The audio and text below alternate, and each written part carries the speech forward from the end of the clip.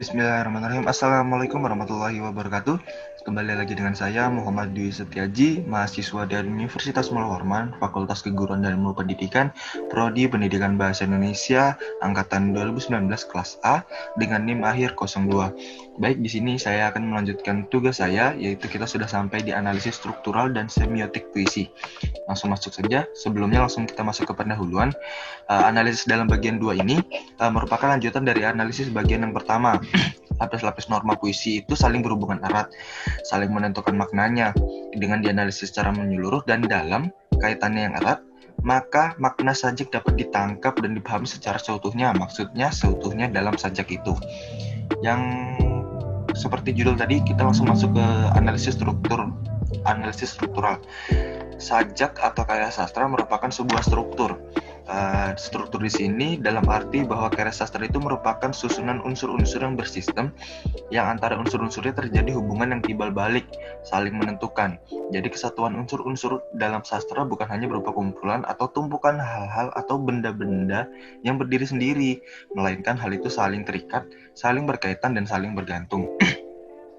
Dalam pengertian struktural yang tadi sudah dijelaskan, menurut Piaget via Hawkes, terlihat adanya rangkaian kesatuan yang meliputi 3 ide dasar. Yang pertama, itu ide kesatuan, yang kedua ide transformasi, dan yang ketiga ide pengaturan diri sendiri. Karya sastra merupakan struktur yang kompleks. Karena itu, untuk memahami karya sastra, haruslah karya sastra atau sajak dianalisis. Namun sebuah analisis yang tidak tepat hanya akan menghasilkan kumpulan fragmen yang saling tidak berhubungan. Kemudian kita langsung masuk ke analisis semiotik. Di sini perintis awal dari semiotik adalah Plato yang memeriksa asal muasal bahasa. Kata semiotika berasal dari bahasa Yunani, seme, seperti dalam semiotikos yang berarti penafsiran tanda. Sebagai suatu disiplin semiotika berarti ilmu analisis tanda atau studi tentang bagaimana sistem penandaan berfungsi. Menurut Krisyanto, di sini juga ada dikemukakan, semiotika adalah ilmu tentang tanda-tanda, studi tentang tanda dan segala yang berhubungan dengannya, cara berfungsinya, hubungannya dengan tanda lain, pengirimannya dan penerimaannya oleh mereka yang menggunakannya. Kemudian ada menurut Roland Barthes dalam Sobur, bukunya, berpendapat bahwa semiotika pada dasarnya hendak mempelajari bagaimana kemanusiaan atau humanity atau human memaknai hal-hal atau things. Langsung di sini ada analisis semiotik. Semiotika diturunkan dari karya Ferdinand de Saussure yang menyelidiki properti-properti dalam bahasa, Course in General Linguistics.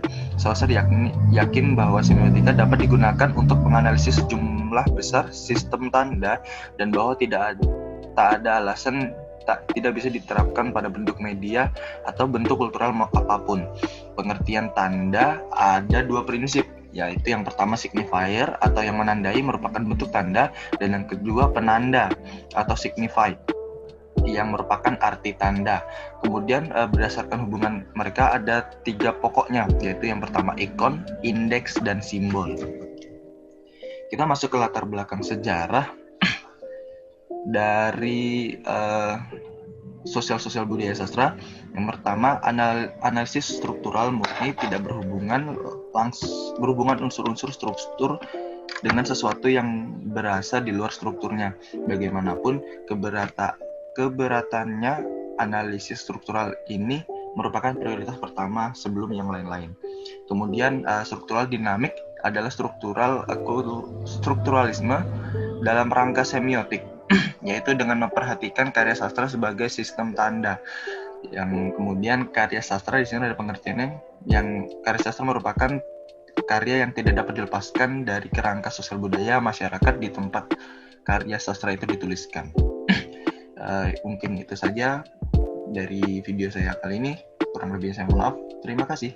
Assalamualaikum warahmatullahi wabarakatuh.